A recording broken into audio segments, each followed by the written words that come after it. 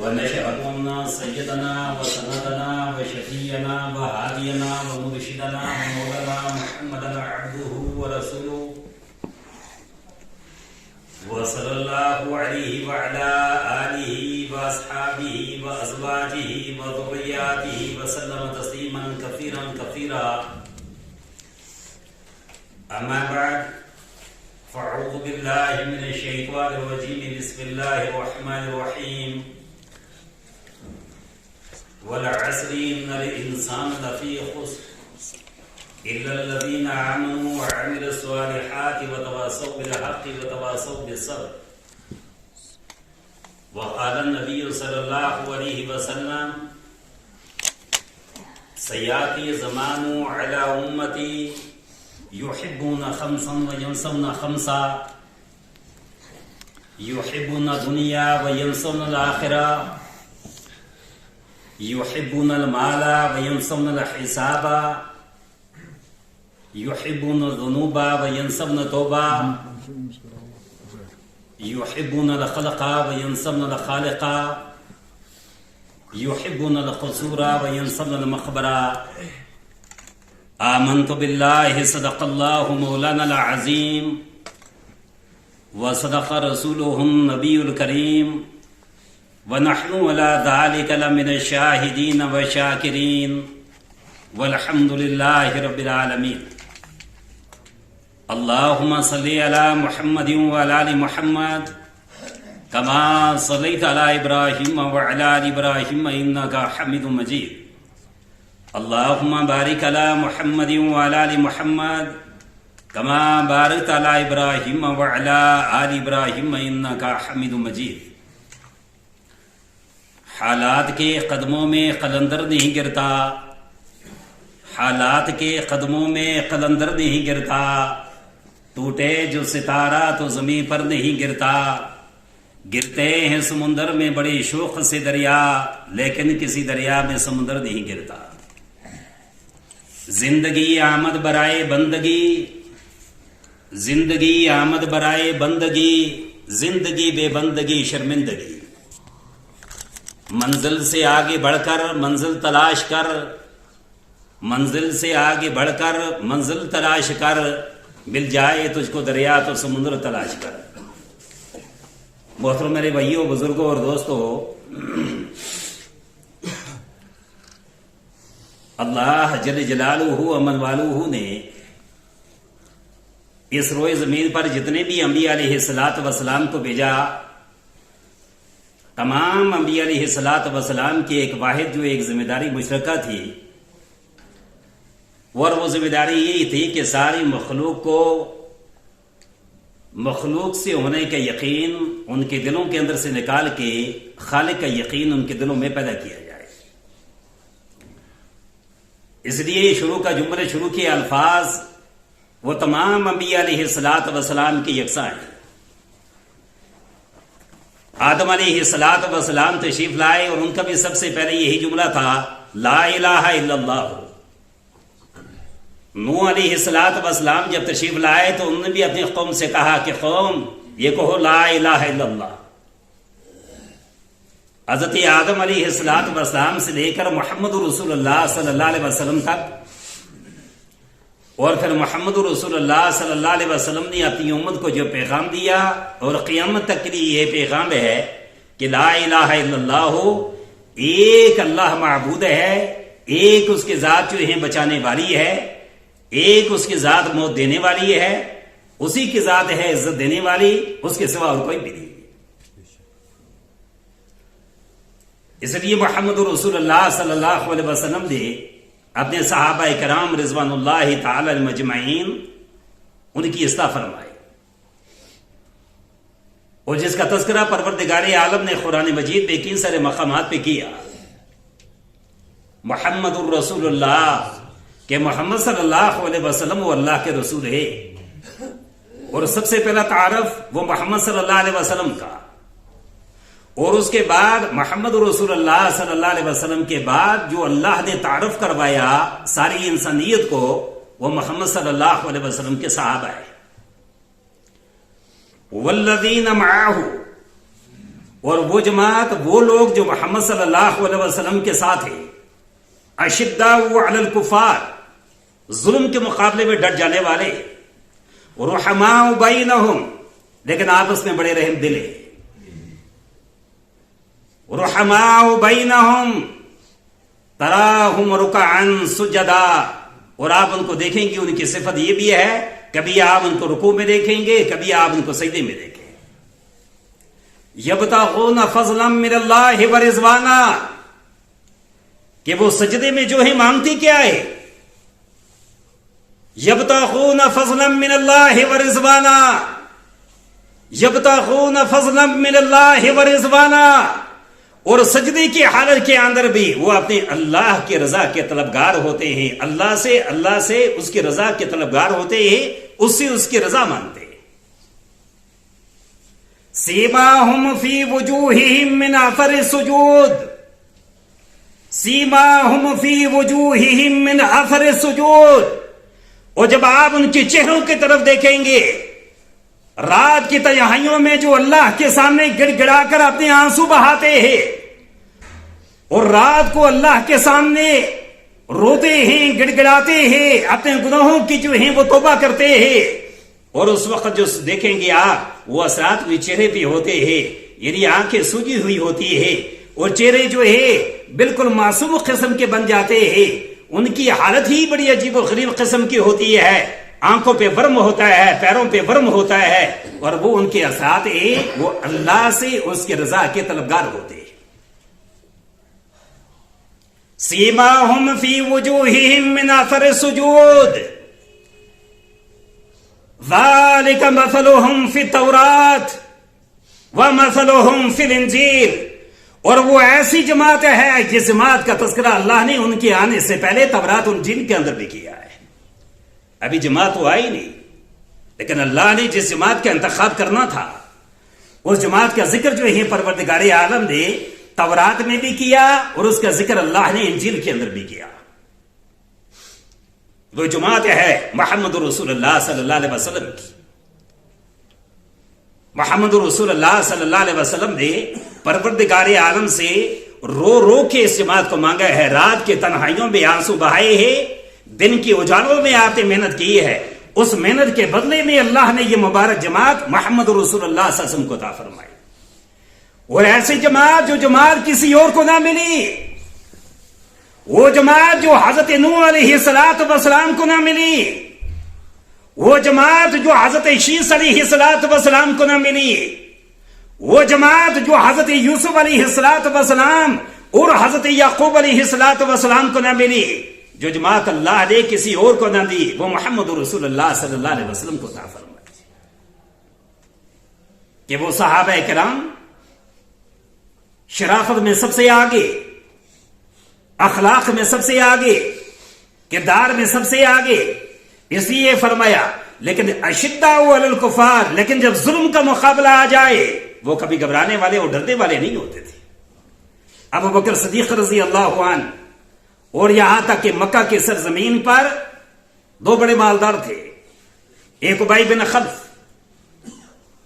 جو مشرکین مکہ میں سے تھا، اور ایک ابو بکر صدیق رضی اللہ عنہ جو محمد رسول اللہ صلی اللہ علیہ وسلم کے پیارے دوست تھے، پیارے صحابی تھے، اور ایسے صحابی کے قرآن نے جن کے بارے میں اشارہ دیا، اذ ہما فی الغار، اذ ہما فی الغار یقول لصاحبہ لا تحزن ان اللہ معنا۔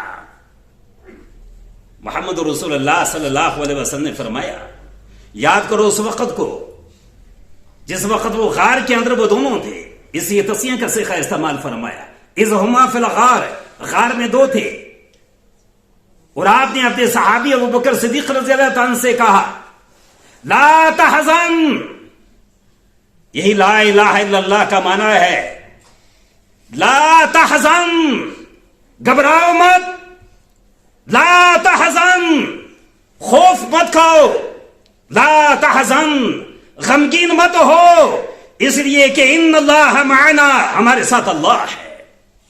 اور کلمے کے معنی میں وہی ہے کہ ساری دنیا والے آپ سے یہ کہے کہ ہم ابھی آپ کی جان لے لیں گے، ابھی آپ کو تباہ کر دیں گے، ابھی آپ کو فنا کر دیں گے، آپ ہی کہو اللہ حافظی، اللہ میرا محافظ ہے، اللہ میری مدد کرنے والا ہے، اللہ حافظی، اللہ میری مدد فرما، ان اللہ معنا، اللہ ہمارے ساتھ ہے، حسبنا اللہ ونعم الوکیل، حسبنا اللہ ونعم الوکیل، ہمارا اللہ ہمارے لیے کافی ہے۔ وہ جس کے لیے اللہ کافی ہو اس کو رکے چاہیے۔ صحابہ کرام کو پتا تھا اگر اللہ کی غیبی مدد ہمارے ساتھ شامل حال ہوگی، دنیا کی بڑی سے بڑی طاقت ہمارا کچھ نہیں بگاڑ سکتی ہے، لیکن اگر اللہ کی طاقت ہمارے خلاف ہوگی تو دنیا کی ساری طاقتیں بھی ہمارے اتحاد میں آ جائیں، وہ طاقتیں ہمیں بچا نہیں سکتی۔ وہ اللہ کی طاقت کو جانتے تھے، صحابہ کرام اللہ کے رضا کو بھی جانتے تھے، صحابہ کرام اللہ کی ناراضگی کو بھی جانتے تھے، اس لیے انہوں نے مکہ کے بڑے بڑے سرداروں کو ناراض کر دیا لیکن اللہ کو راضی کیا۔ ابو جہل جیسی طاقت کو ناراض کر دیا، ابو لہب جیسی طاقت کو ناراض کر دیا، ابی بن خلف جیسی طاقت کو ناراض کر دیا، کیسر اور کسرا جیسی طاقتوں کو ناراض کر دیا۔ انہیں معلوم ہے یہ کیسر اور کسرا جیسی طاقتیں بھی ہمارا کچھ نہیں بگاڑ سکتی ہے اگر اللہ کی مدد ہمارے ساتھ ہو، لیکن اگر اللہ کی مدد اس کے بجائے اگر اللہ کی طاقت ہمارے خلاف اگر ہوگی تو یقینی بات ہے بڑی بڑی طاقتیں ہمیں بچا نہیں سکیں گی۔ بڑی بڑی طاقتوں کے ہوتے ہوئے اللہ کی طاقت اگر خلاف ہوگی تو یقینی بات ہے پھر انسان بچنے کے قابل نہیں رہتا ہے، انسان جو ہے وہ ختم ہو جاتا ہے۔ فرعون کو دنیاوی بڑی طاقت کوئی خلاف نہیں تھی، شداد کو بڑی کوئی طاقت اس وقت خلاف نہیں تھی، نمرود کو بڑی طاقت جو ہے ان کے خلاف نہیں تھی، قارون کو بڑی طاقت روئے زمین کی ان کے خلاف نہیں تھی، بلکہ روئے زمین کی ہر طاقت جو ہے ان کے موافق اور ان کے ساتھ تھی۔ لیکن موسیٰ علیہ السلام کہ حضرت موسیٰ علیہ السلام اور بے یار و مددگار بنی اسرائیل مظلوم جو حضرت موسیٰ علیہ السلام کے ماننے والی جو جماعت تھی ان کے ساتھ اللہ کی مدد تھی، اور موسیٰ علیہ السلام نے ان کو بتا دیا یاد رکھو اگر اللہ کی طاقت آپ کے ساتھ آ گئی، اللہ کی مدد آئی، دنیا کی کوئی طاقت آپ کا کوئی نہیں بگاڑ سکتی ہے۔ جب یقین پیدا ہو گیا تو آپ جب دریاؤں کی طرف جب چلنے لگے ہیں اس وقت بنی اسرائیل نے کہا ہے اے موسیٰ اس وقت ہم کہاں جائے، آگے دریات کا طوفان ہے، پیچھے جو ہے فوج کا طوفان ہے، اب تو ہم کچھ لے گئے، ختم ہو گئے۔ حضرت موسیٰ علیہ السلام نے فرمایا وہ اللہ ہمیں قریب راستہ دکھائے گا، اس لیے کہ ہمارا یقین اللہ کے ذات کے اوپر ہے۔ تو پروردگار عالم دے اپنے ماننے والے، اپنے نبی کے ماننے والے کے لیے اللہ نے 12 راستے نکال دیے کہ یاد رکھو جو میری مانو گے تو آپ کے لیے اتنے راستے نکلیں گے۔ اس نقطے پر میں ایک بات کرتا ہوں، اسی پر ایک نقطہ عرض کرو۔ بنی اسرائیل کے لیے اللہ اگر 12 راستے نکال سکتا ہے، بنی اسرائیل کے لیے یہاں تک کہ موسیٰ علیہ السلام جو ہے وہ ڈنڈا مارے اور وہاں سے اگر پانی کے چشمے نکل سکتے ہیں تو یقینی بات ہے اس امت کے لیے اس سے کئی گنا ہزاروں گنا زیادہ اللہ کی مدد آ سکتی ہے۔ اللہ کو اس امت سے بڑا پیار ہے کیونکہ محمد صلی اللہ علیہ وسلم آخری نبی ہے اور محمد صلی اللہ علیہ وسلم کی امت یہ آخری امت ہے، اور تمام انبیاء علیہ السلام کی دعوت والا کام پروردگار عالم نے اس امت کے حوالے کیا ہے۔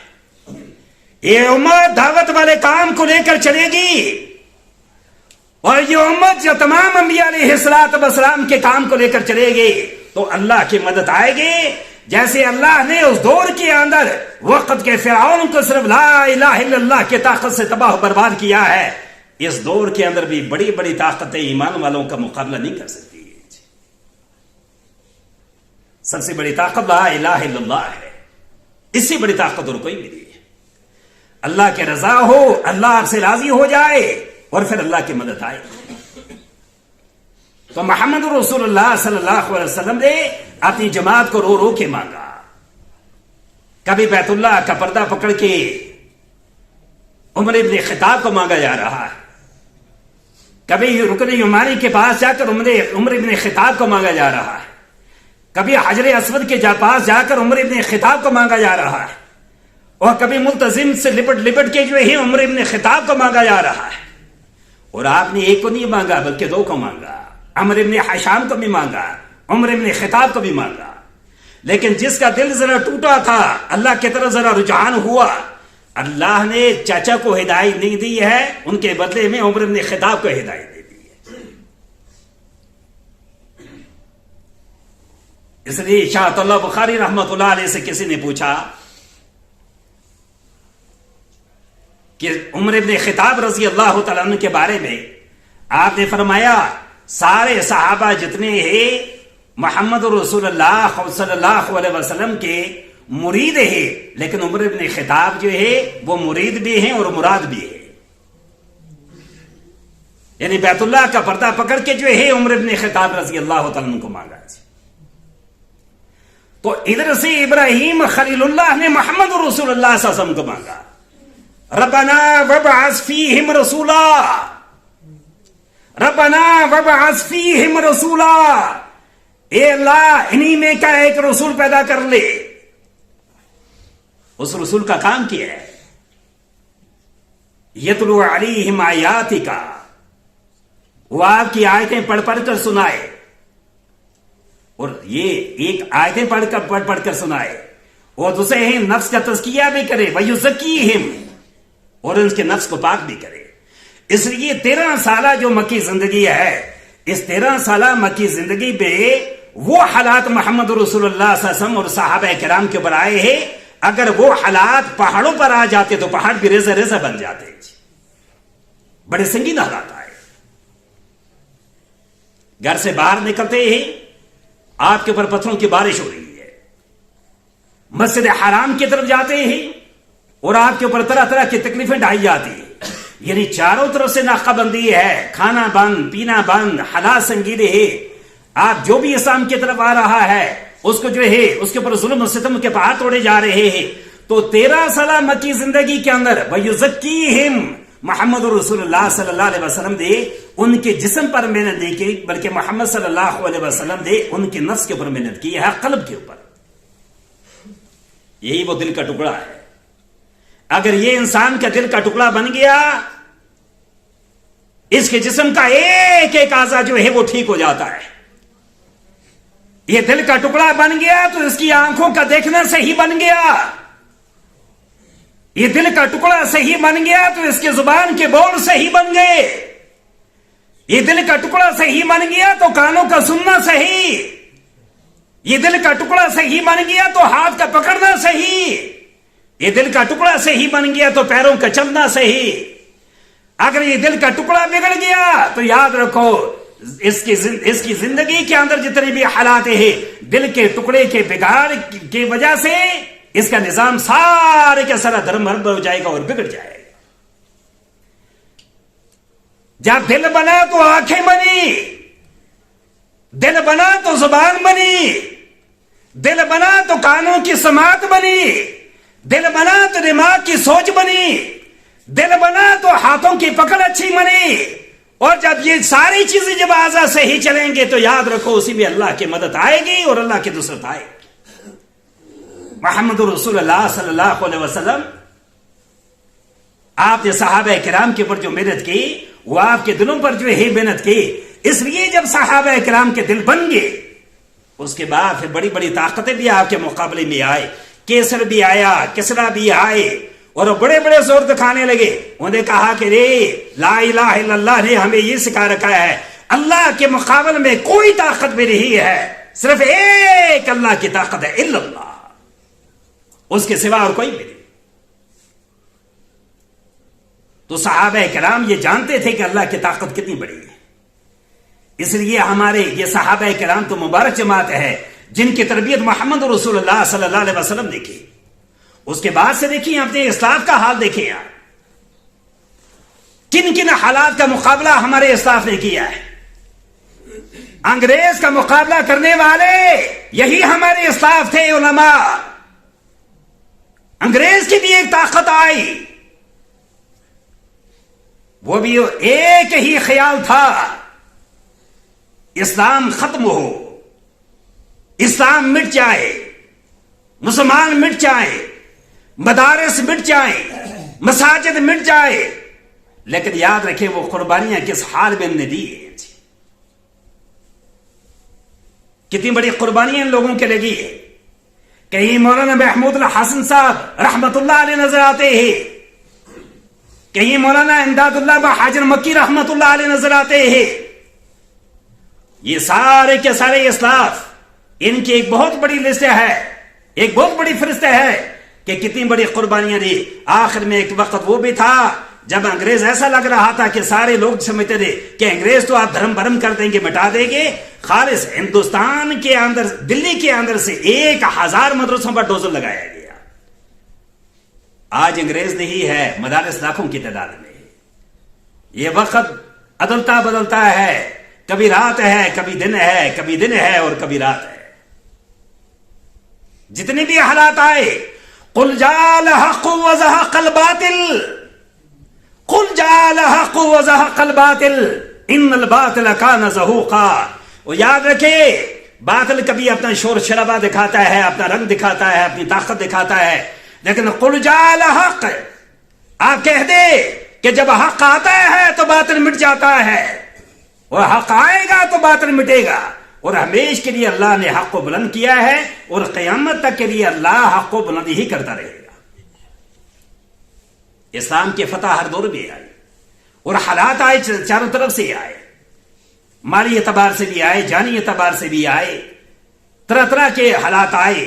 لیکن جب وہ استقامت کے ساتھ اپنے رب کو رب ماننے کے لیے تیار ہو گئے، اپنے اللہ کو رب مانا، محمد رسول اللہ صلی اللہ علیہ وسلم کو اپنا نبی مانا، اور اسلام پر قائم و دائم رہے، پروردگار عالم نے ہر دور میں لوگوں کی مدد کی. لیکن جب تک انسان کے نفس کی اصلاح نہ ہو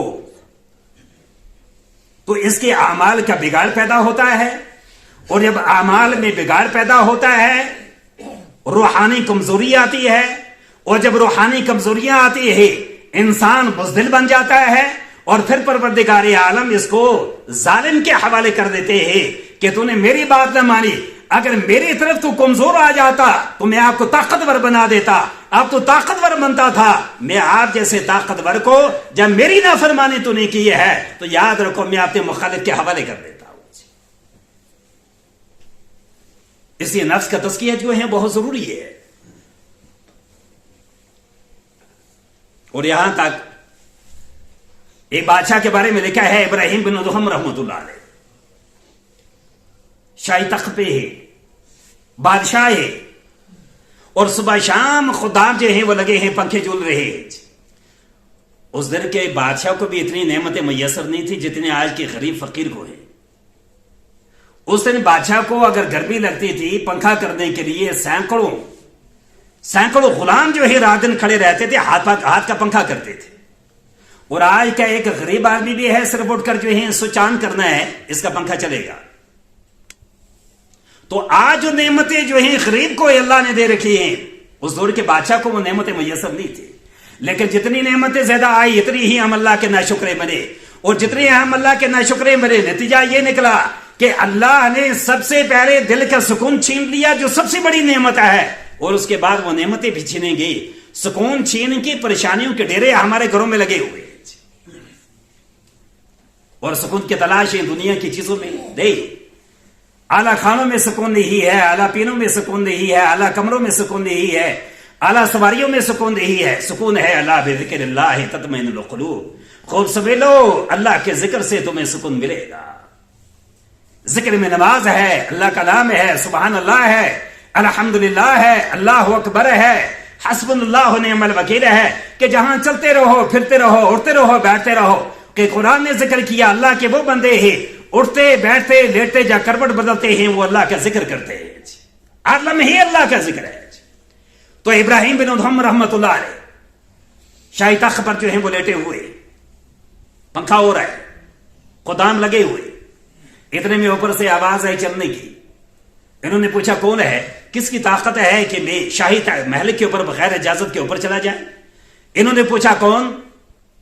اوپر سے آواز آئی میرا اونٹ گم گیا ہے، میں اس کو ڈھونڈنے کے لیے آیا ہوں. بادشاہ نے کہا جس کا اونٹ بھی گم جائے، اور اونٹ جو ہے وہ تو اونٹ زمین پر گم جاتا ہے اور زمین ہی پر ملے گا، چھت پر بھی کبھی اونٹ ملتے ہیں۔ آگے ندا دینے والے نے دیوا دی، آواز دینے والے آواز دی، اگر اوپر چھت کے اوپر اگر اونٹ نہیں مل سکتا ہے تو شاہی تخت پر لیٹے لیٹے خدا بھی نہیں مل سکتا۔ ایک دم شاہی تخت کو چھوڑا، سب کو چھوڑ کر وہاں سے نکل گئے، ایک سوئی وہاں سے لے لی، وہ سوئی بھی دریا کے کنارے بیٹھے ہیں، وہ گر گئی اور رونے لگے، کہا اللہ آپ کے لیے سب کو چھوڑ کر یہاں آیا ہوں، ایک سوئی لائی تھی اللہ وہ بھی گر گئی ہے۔ اتنے میں دیکھا جب دل ٹوٹا، پہلے جو ہے یہ مخلوق ان کی غلام نہیں تھی، اور یہاں تک کہ جب اللہ کا نام لے کے نکل گئے ہیں، دریا کے اندر سے سینکڑوں مچھلیاں آئی، ہر مچھلی کے منہ میں سونے کی سوئی تھی۔ انہوں نے کہا ایسے سونے کو تو چھوڑ کر آیا ہوں، مجھے اپنی وہی سوئی چاہیے جو لوہے کی ہے۔ وہ مچھلیاں واپس چلی گئی، آخر میں وہی مچھلی آئی جس کے منہ میں وہی سوئی تھی جو ان کے ہاتھ سے نیچے گری تھی۔ تعلق جب رب سے جڑا، وہ مخلوق جو ہے وہ بھی غلام بن گئی۔ اس کے بعد کہنے لگے میں ایسا حج کروں گا جو دنیا میں کوئی نہ کر سکا۔ ادھر ابراہیم بن ادہم رحمۃ اللہ علیہ وہاں سے چلے بصرہ سے، ایک ایک قدم پر 2 رکعت نماز پڑھتے تھے، ایک ایک قدم، جیسے قدم ہم بڑھے تو قدم کتنے چھوٹے بڑھتے ہیں، بڑے چھوٹے چھوٹے چند انچ کے، ایک ایک قدم پہ 2 رکعت نماز پڑھتے تھے۔ اس کے بعد جب بیت اللہ میں آ کر پہنچے ہیں، لپٹے آ کر جو ہے بیت اللہ میں کعبۃ اللہ کے ساتھ، اور کہنے لگے اے میرے اللہ، لوگ پیروں سے چل کر آتے ہیں، میں سر کے بل پر یہاں پہنچا ہوں۔ کسی پوچھنے والے نے پوچھا کہ کتنا ٹائم لگا، کتنا وقت لگا؟ کہنے لگے بصرہ سے لے کر بلخ سے جب میں چلا ہوں، بیت اللہ آنے تک 2.5 سال لگے ہیں، 2.5 سال کے بعد آ کر آج بیت اللہ میں پہنچا ہوں۔ 2.5 سال میں کتنے سجدے کیے ہوں گے، کتنے رکعت نماز پڑھی ہوگی؟ اس کنارے میں بیت اللہ میں وہ ہیں حجر اسود والے طرف، رکن یمانی والے سائڈ میں جو ہیں ایک عورت کو دیکھ رہے ہیں، یہ دیکھ رہے ہیں کہ اس عورت کے اوپر اللہ کی رحمتیں برس رہی ہے، یہ اپنی آنکھوں سے وہ برستی ہوئی رحمتوں کو دیکھ رہے ہیں۔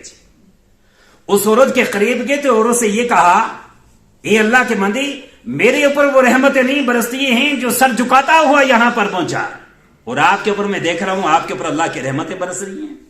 اس نے کہا ابراہیم، جب کہا ابراہیم، انہوں نے کہا میرا نام تجھے کس نے بتایا؟ کہا جس ذات نے تجھے یہاں بلایا ہے اس ذات نے مجھے تیرا نام بھی بتا دیا ہے۔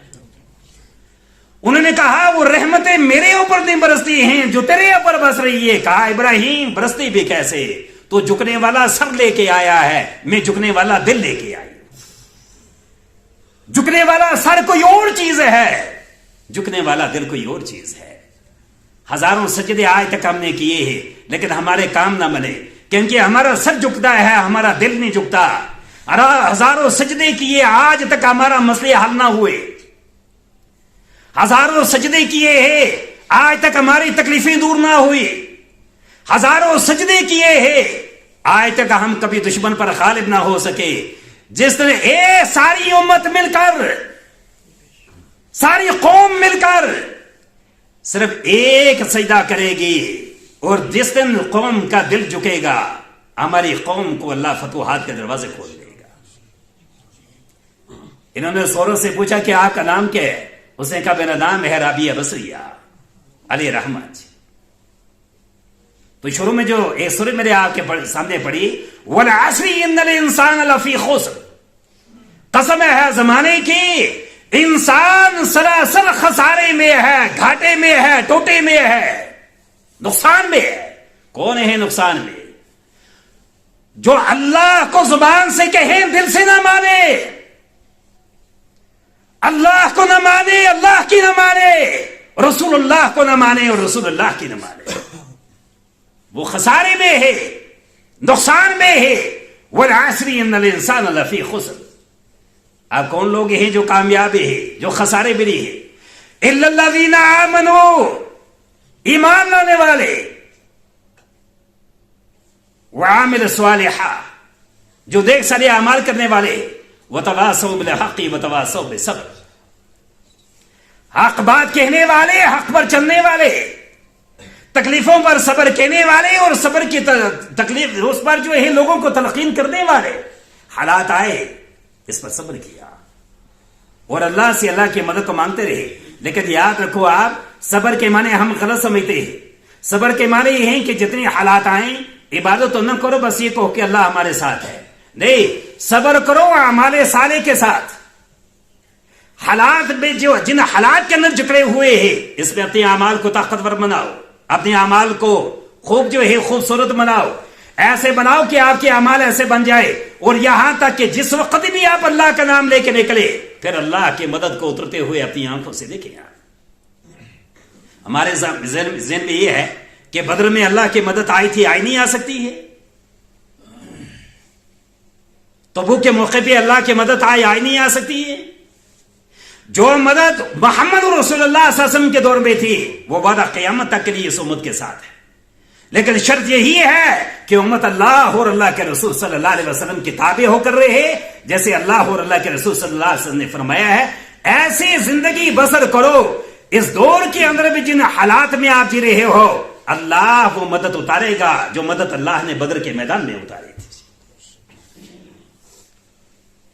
اللہ تبارک و تعالی ہم سب کو سننے زیادہ عمل کی توفیق عطا فرمائے.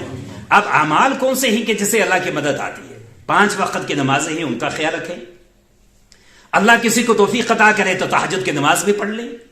چلتے پھرتے سبحان اللہ الحمدللہ اللہ اکبر پڑھے.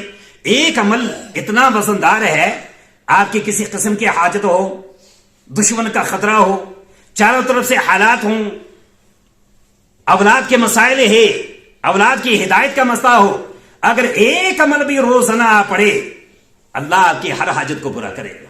اور وہ عمل ہے حسبنا اللہ و نعم الوکیل. یہ مشکل تو نہیں ہے نا. کھانا کھانے میں ذرا ٹائم لگتا ہے, اس میں تو ٹائم نہیں لگے گا. 313 دفعہ روزانہ صبح بھی پڑھ لیا کریں, شام کو بھی پڑھ لیا کریں. شروع اور آخر میں 3 دفعہ درود پاک پڑھ لے اور دیکھیں پھر چند دنوں کی آپ کی محنت ہوگی تو یاد رکھیں یہ خوف, یہ مخلوق کا جو اندر پڑا ہوا ہے انشاءاللہ یہ بھی سارے کا سارا نکل جائے گا. لیکن جب خالق کی جب مدد آتی ہے چاروں طرف سے باہر کے حالات جتنے سنگین بھی کیوں نہ نظر آئے لیکن دل کا اطمینان ہوتا ہے کہ ان اللہ معنا, اللہ ہمارے ساتھ ہے. ہمیں اس کی فکر نہیں ہے. غار میں اللہ کے نبی صلی اللہ علیہ وسلم ابو بکر سے فرماتے ہیں یا رسول اللہ وہ آگے یہ آگے وہ آگے, آپ نے فرمایا نہیں لا تحزن ان اللہ معنا. پتہ لگا باہر کے حالات بڑے سنگین ہیں لیکن اندر کا سکون ہے کہ یہ باہر کے حالات ہمیں کیا کریں گے, ہمارا اللہ ہمارے ساتھ ہے, اس کی مدد ہوگی, وہ اللہ راستے دینے والا ہے. جو دریا کے اندر سے راستے بنا سکتا ہے وہ غار کے پیچھے والے راستے سے بھی ہم دونوں کے لیے نہ جانے کتنے راستے بنا کر کہاں سے کہاں پہنچائے گا. جو معراج کے لیے راستہ بنا سکتا ہے جہاں راستے بند ہیں, سائنس آج تک نہ پہنچی, کبھی پہنچے گی نہیں, محمد رسول اللہ کے لیے وہاں تک راستہ بن گیا. تو یاد رکھیں وہ راستے کبھی جو رسول اللہ کے لیے بند نہ ہوئے تو رسول اللہ کی امت کے لیے بھی اللہ دنیا کے راستوں کو بند نہیں کرے گا. اللہ تبارک و تعالی ہم سب کو سننے سے زیادہ عمل کی توفیق عطا فرمائے. وآخر دعوانا الحمدللہ.